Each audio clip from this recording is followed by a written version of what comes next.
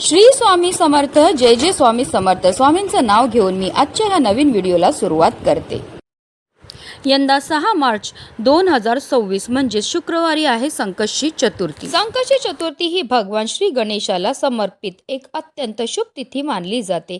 असे मानले जाते की या दिवशी भक्त बाप्पांची पूजा करतात, ज्यामुळे जीवनातील दुःख कमी होतात आणि आनंदाने समृद्धी मिळते. भक्त या दिवशी व्रत करतात. संकष्टी या शब्दाचा अर्थ दुःखाचा नाश करणारा असा होतो. म्हणूनच भक्त भगवान गणेशाला विशेष प्रार्थना करतात आणि त्यांच्या जीवनातील संकट दूर करण्याकरता प्रार्थना करतात. धार्मिक मान्यतानुसार देवी पार्वतीने प्रथम आपल्या पुत्र गणेशाच्या दीर्घायुष्यासाठी आणि कल्याणासाठी संकष्टी चतुर्थीचे व्रत केले होते. तेव्हापासून हे व्रत बालसुख, मानसिक शांती, यश आणि अडथळे दूर करण्यासाठी विशेषतः फलदायी मानले जाते. या दिवशी भगवान गणपतीची पूजा केल्याने घरातील नकारात्मक ऊर्जा दूर होते आणि कुटुंबात सुख शांती टिकून राहते. तसेच गणपती बाप्पांच्या कृपेने आपल्या सर्व इच्छा मनोकामना पूर्ण होतात. संकष्टीचे हे व्रत सूर्योदयापासून सुरू होते आणि चंद्र दर्शन झाल्यावरच पूर्ण होते. म्हणून चतुर्थीच्या दिवशी चंद्र पाहणे खूप महत्त्वाचे मानले जाते. चंद्र पाहिल्यानंतरच हे व्रत संपते व पूर्ण होते. आणि संकष्टी चतुर्थीच्या दिवशी चंद्रोदयाची जी वेळ आहे ती 9:12 असणार आहे. यावेळी चंद्राला आपल्याला जल अर्पण करायचं आहे आणि त्याची पूजा करून मग व्रत सोडायचं आहे. धार्मिकदृष्ट्या हा दिवस अतिशय महत्त्वाचा आणि पवित्र असल्यामुळे या दिवशी काही प्रभावी उपायांनी सेवा देखील केल्या जातात. आणि म्हणूनच संकष्टी चतुर्थीच्या दिवशी तुम्ही व्रत नाही केलं तरीही चालेल, पण प्रत्येक आईने आपल्या मुलांच्या उज्ज्वल भविष्यासाठी करा 108 हिरव्या मुगांचा जबरदस्त उपाय. हा उपाय केल्यामुळे आपल्या मुलांवर कधीही कोणत्याही प्रकारचं वाईट संकट तर येणारच नाही, पण आपल्या मुलांची प्रत्येक क्षेत्रामध्ये भरभरून अशी प्रगती होणार आहे. जर ते अभ्यास करत असतील तर त्यांना केलेला अभ्यास लक्षात राहील. नोकरी व्यवसाय करत असेल तर त्यामध्ये त्यांना भरभरून यश प्राप्त होणार आहे. तसेच तुमची मुलं जर बाहेरगावी शिकायला किंवा नोकरी व्यवसायाकरता गेली असतील तर हा उपाय कसा करायचा ते सुद्धा मी या व्हिडिओमध्ये सांगणार आहे. तर व्हिडिओ पूर्ण पहा. आणि जर तुम्ही माझ्या चॅनलवर नवीन असतील तर चॅनलला सबस्क्राईब करा आणि शेजारी बेल आयकॉनसुद्धा प्रेस करा, जेणेकरून तुम्हाला माझ्या नवनवीन व्हिडिओचं नोटिफिकेशन हे मिळत राहील आणि तुम्ही एक पण व्हिडिओ मिस करणार नाही. आणि कमेंटमध्ये ओम गणपते नमः लिहायला विसरू नका.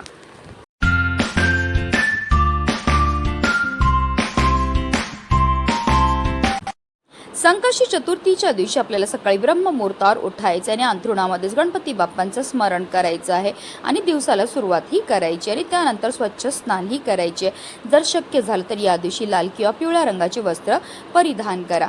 त्यानंतर आपल्याला सर्वप्रथम देवघरामध्ये दिवा हा प्रज्वलित करून घ्यायचा आहे, कारण कोणतीही सेवा किंवा कोणताही उपाय जर आपण अग्नीच्या साक्षीने केला तर त्यामध्ये आपल्याला निश्चित सफलताही प्राप्त होत असते. त्यानंतर आपल्याला सूर्यदेवांना जल अर्पण करायचं आहे आणि आपल्याला विधिवत देवपूजाही करून घ्यायची आहे. जर तुमच्याकडे गणपती बाप्पांची मूर्ती असेल तर त्यांना तामनामध्ये घ्यायचं आहे आणि त्यांच्यावर आपल्याला जलाभिषेक किंवा पंचामृताने अभिषेक हा करायचा. 11 पळी पाणी आपल्याला गणपती बाप्पांवर अर्पण करायचं. प्रत्येक पळी पाणी अर्पण करताना आपल्याला ओम गणपते नमः या मंत्राचा जप हा करायचा आहे. आणि त्यानंतर गणपती बाप्पांच्या मूर्तीला स्वच्छ पुसून पुन्हा त्यांच्या स्थानावर ठेवायचे. गणपती बाप्पांना हळद, कुंकू, अक्षदा, धूपदीप, अगरबत्ती दाखवून घ्यायची आहे.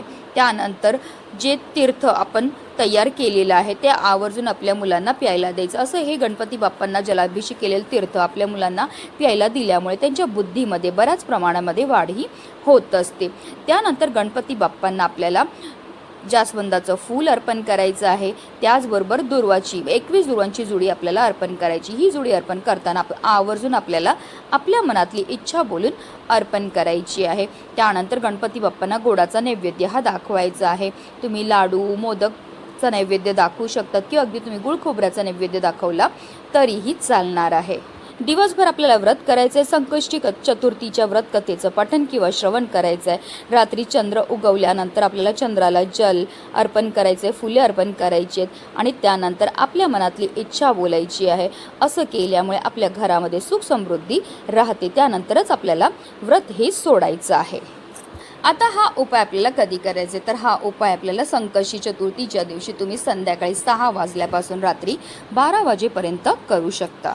हा उपाय सुरू करायच्या अगोदर सर्वप्रथम आपल्याला देवघरामध्ये दिवा हा प्रज्वलित करून घ्यायचा आहे, कारण कोणतीही सेवा किंवा कोणताही उपाय जर आपण अग्नीच्या साक्षीने केला तर त्यामध्ये आपल्याला निश्चितच सफलता ही प्राप्त होत असते।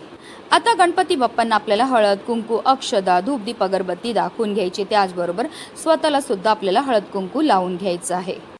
आता हा संपूर्ण उपाय जो आहे तो आपण देवघरामध्ये बसूनच करणार आहे। तर ह्या उपायाकरता आपल्याला 108 हिरवे मूग जे आहेत ते लागणार आहे। जे हिरवे मूग आपण घेणार ते आपल्याला व्यवस्थित पाहून घ्यायचे, ते अखंड असावे, कुठेही तुटलेले फुटलेले किंवा खराब झालेले नसावे। आता आपल्याला वाटीमध्ये 108 हिरवे मूग घ्यायचे, त्याचबरोबर एक हिरव्या रंगाचा कपडा सुद्धा घ्यायचा आहे। आता जर तुम्हाला एक मुलगा असेल तर तुम्हाला 108 हिरवे मूग घ्यायचेत आणि एक हिरव्या रंगाचा कपडा घ्यायचा आहे, आणि जर तुम्हाला 2 मुलं असतील तर तुम्हाला 2 हिरव्या रंगाचे कपडे घ्यायचेत आणि 108 असे करून तुम्हाला 2 मुगाच्या वाट्या सुद्धा तयार करून घ्यायच्यात। एका मुलाकरता वापरलेल्या ज्या उपायाच्या वस्तू आहेत त्या तुम्हाला दुसऱ्या मुलाकरता वापरता येणार नाही। त्याचबरोबर जर तुमची मुलं नोकरी शिक्षणानिमित्त बाहेरगावी असतील तर हा उपाय कसा करायचा ते सुद्धा तुम्हाला पुढे व्हिडिओमध्ये मी सांगणार आहे। आता जो आपण हिरव्या रंगाचा कपडा घेतलाय तो आपल्याला गणपती बाप्पांसमोर ठेवायचा आणि 108 हिरव्या मुगाची जी वाटी आहे ती घेऊन आपल्याला आसन घेऊन देवघरासमोर बसायचं आहे। आता त्या 108 हिरव्या मुगामधनं आपल्याला एक मूग आपल्या उजव्या हातामध्ये घ्यायचा। ओम गणपते नम या मंत्राचा आपल्याला जप करायचा, आपल्या मनातली इच्छा बोलायची आणि त्यानंतर हा हिरवा मूग जो आहे तो आपल्याला त्या हिरव्या रंगाच्या कपड्यावर ठेवायचा जो आपण गणपती बाप्पांसमोर ठेवलाय। पुन्हा आपल्याला दुसरा हिरवा मूग घ्यायचा आहे, ओम गणपते नम या मंत्राचा जप करायचा आहे। त्याचबरोबर आपल्या मनातली इच्छा बोलून तो हिरवा मूग आपल्याला त्या हिरव्या रंगाच्या कपड्यावर ठेवायचा। अशा रीतीने आपल्याला 108 वेळा हिरवे मूग आपल्या उजव्या हातामध्ये घ्यायचे, 108 वेळा आपल्याला ओम गणपते नम या मंत्राचा जप करायचा आहे आणि 108 वेळा आपल्या मनातली इच्छा बोलून आपल्याला हे हिरवे मूग जे आहेत ते त्या हिरव्या रंगाच्या कपड्यावर ठेवायचे आहेत। आता जे 108 हिरवे मूग आपण त्या हिरव्या रंगाच्या कपड्यावर ठेवलेले त्याची एक पोटली ही तयार करून घ्यायची आणि ही पोटली आपल्याला गणपती बाप्पांसमोरच ठेवायची आणि त्यानंतर हात जोडून मनोभावे आपल्याला गणपती बाप्पांना प्रार्थना करायची। आपल्या मुलांच्या आयुष्यामध्ये असणारे जे संकट आहेत, विघ्न आहेत, दोष आहे, दारिद्र्य आहे ते दूर करण्याकरता मनोभावे प्रार्थना ही करायची आहे। किंवा आपल्या मुलांची एखादी इच्छा असेल जी काही केली नाही पूर्ण होत नसेल तर ती इच्छा पूर्ती करण्याकरता आपल्याला गणपती बाप्पांना प्रार्थना ही करायची आहे। त्यानंतर रात्री जेव्हा आपली मुलं झोपायला जाणार आहेत तेव्हा ही पोटली गणपती बाप्पांजवळ आपल्याला उचलायची आणि त्यांच्या उशाखाली नेऊन ठेवायची। आता तुम्हाला एक मुलगा असेल तर एक पोटली तुम्हाला मुलांच्या उशाखाली नेऊन ठेवायची, 2 मुलं असतील तर 2 मुलांकरता वेगवेगळ्या 2 पोटल्या तयार करायच्यात आणि त्यांच्या उशाखाली ठेवायच्यात। आता तुमची मुलं नोकरी व्यवसायानिमित्त किंवा शिक्षणानिमित्त बाहेरगावी शिकत असतील तर हा उपाय कसा करायचा, तुम्हाला याचप्रमाणे 108 हिरवे मूग जे आहेत ते अभिमंत्रित करून घ्यायचे, त्याची पोटली तयार करून घ्यायची आणि त्यानंतर तुमच्या मुलांची फोटो असेल किंवा त्यांची एखादी वस्तू असेल त्याच्या समोर संपूर्ण रात्रभर आपल्याला ही पोटली जी आहे ती ठेवायची। दुसऱ्या दिवशी आपल्याला सकाळी लवकर उठायचं आहे, स्नान करायचं, देवपूजा करून झाल्यानंतर ही पोटली आपल्याला तिकडनं उचलायची आहे आणि आपल्याला घेऊन जायचं आपल्या घराजवळ असणाऱ्या गणपती बाप्पांच्या मंदिरामध्ये जाताना आवर्जून गणपती बाप्पांना प्रिय असणाऱ्या वस्तू घेऊन जा। जसं की गणपती बाप्पांना दुर्वा अतिशय प्रिय आहे, जास्वंदीचे फूल अतिशय प्रिय, गोडाचा नैवेद्य घेऊन जायचं आहे। मंदिरामध्ये गेल्यावर सर्वप्रथम गणपती बाप्पांसमोर आपल्याला दिवा हा प्रज्वलित करून घ्यायचा। गणपती बाप्पांना हळद कुंकू अक्षदा धूप दीप अगरबत्ती दाखवून घ्यायची आहे, त्यांना जास्वंदाची फुलं अर्पण करायची, दुर्वा अर्पण करायचे आणि त्यानंतर आपल्याला ही जी पोटली आहे ती आपल्या हातामध्ये घ्यायची। पुन्हा एकदा आपल्याला आपल्या मुलांच्या आयुष्यामध्ये असणारी जी संकट आहेत, विघ्न आहेत, दोष आहेत, दारिद्र्य ते दूर करण्याकरता मनोभावे प्रार्थना ही करायची। आता तुमची मुलं मोठी असतील तर मुलांच्या हातानेच ही पोटली जी आहे ती गणपती बाप्पांच्या चरणावर अर्पण करायला लावा। संकष्टी चतुर्थीच्या दिवशी हा उपाय करण्याला अतिशय महत्त्व आहे, कारण संकष्टी चतुर्थीच्या दिवशी नेहमीच्या तुलनेत गणेश तत्व जे आहे ते 1000 सहस्त्रपटीने जास्त कार्यरत असतात आणि जर उपाय हा आपण मंदिरामध्ये जाऊन केला तर केलेल्या उपायाचं आपल्याला अतिशीघ्र फळ प्राप्त होत असतं। आपल्या मुलांच्या आयुष्यामध्ये असणारी सर्व संकट, विघ्न, दुःख, दारिद्र्य दूर होऊन त्यांची प्रत्येक क्षेत्रामध्ये भरभरून अशी प्रगती होणार आहे। म्हणूनच व्हिडिओ जास्तीत जास्त लोकांपर्यंत शेअर करा, जेणेकरून प्रत्येकाच्या मुलाच्या आयुष्याचं कल्याण हो हीच मनामध्ये इच्छा। श्री स्वामी समर्थ, जय जय स्वामी समर्थ।